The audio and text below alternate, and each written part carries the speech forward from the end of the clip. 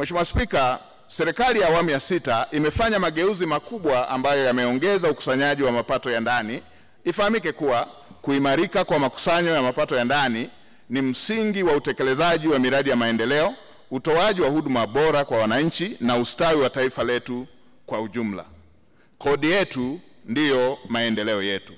Kila Mtanzania anapaswa kuelewa kwamba maendeleo hayawezi kupatikana kwa kutegemea misaada, ni lazima tulipe kodi. Mheshimiwa Spika, ni lazima tulipe kodi. Kwa upande wa makadirio ya matumizi yaliyoidhinishwa na bunge lako tukufu kwa mwaka 2024-2025 ni shilingi trilioni 50.29, ambapo shilingi trilioni 33.75 ni matumizi ya kawaida na shilingi trilioni 16.54 ni matumizi ya maendeleo. Katika kipindi cha Julai 24 hadi Mei 25, ridhaa ya matumizi iliyotolewa ilikuwa ni shilingi trilioni 42.90, ikiwa ni sawa na asilimia 85.3 ya lengo la mwaka. Mheshimiwa Spika, katika kiasi hicho, ridhaa ya matumizi ya shilingi trilioni 30.63 ambayo ni sawa na asilimia 90.8 ya lengo la mwaka ilikuwa ni kwa ajili ya matumizi ya kawaida. Aidha, ridhaa ya matumizi ya shilingi trilioni 15.74 sawa na asilimia 95.1 ya lengo la mwaka ilitolewa kwa ajili ya utekelezaji wa miradi ya maendeleo, asilimia 95.1 ya lengo la mwaka. Ridhaa ya matumizi ya maendeleo ilijumuisha shilingi trilioni 3.47 kutoka kwa washirika wa maendeleo ambacho kilipelekwa moja kwa moja kwenye utekelezaji wa miradi, yani D-Fund. Mheshimiwa Spika, baadhi ya maeneo yaliyopelekewa fedha katika kipindi cha Julai 2024 hadi Mei 2025 ni pamoja na ugharamiaji wa deni la serikali, ugharamiaji wa mishahara kwa watumishi wa umma, maandalizi ya uchaguzi mkuu kwa mwaka 2025.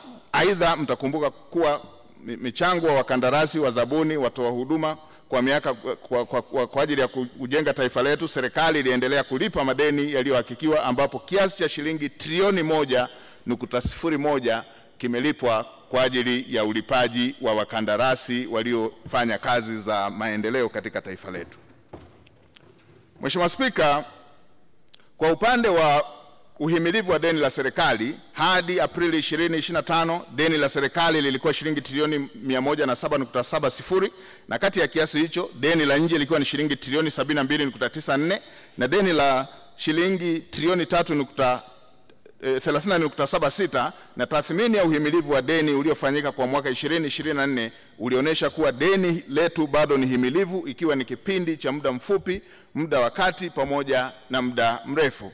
Katika tathmini hiyo, Mheshimiwa Spika, viashiria vinaonyesha kuwa kwa mwaka 2024-2025 tathmini ya sasa ya deni la serikali kwa pato la taifa ni asilimia 40.3 ikilinganishwa na ukomo ambao ni asilimia 55.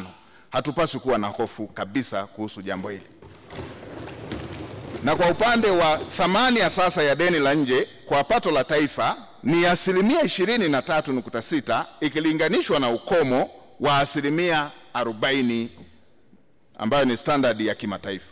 Na thamani ya sasa ya deni la nje kwa mauzo ya nje ni asilimia 123.8 ikilinganishwa na ukomo ambao ni asilimia 180. Hatupaswi kuwa na hofu na jambo hilo. Mheshimiwa Spika, hadi Machi 2025 kampuni ya Moody's Investors Services ilifanya zoezi la mapitio ya kwanza ya tathmini ya nchi kukopesheka katika masoko ya fedha ya kimataifa kwa mwaka 2025, ambayo inaongelea pia uimara wa uchumi wa taifa letu. Baada ya kukamilika kwa zoezi hilo, kampuni hiyo ilichapisha matokeo ambayo yameendelea kuiweka Tanzania katika daraja la B1 kama ilivyokuwa kwa matokeo ya mwisho wa mwaka 2024. Aidha, kampuni nyingine kubwa Fitch Ratings iliendelea na mapitio ya kwanza kwa mwaka 2025, inatarajia kuchapisha matokeo hivi karibuni.